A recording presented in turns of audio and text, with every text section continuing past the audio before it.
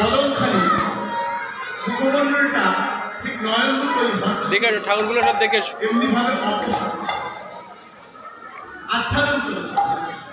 আচ্ছাদন করেছেন কেননা গোবিন্দ বদন দেখবেন।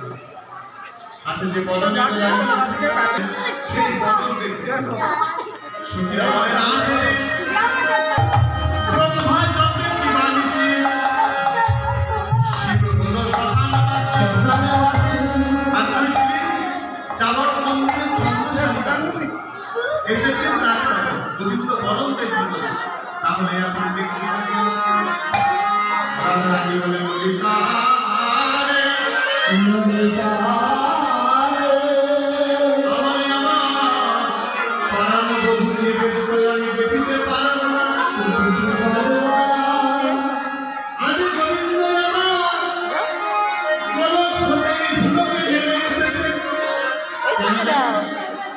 সেটা আমার জন্যে যিনি গোলক বৃন্দাবনে একমাত্র ঈশ্বর, সেই গোবিন্দ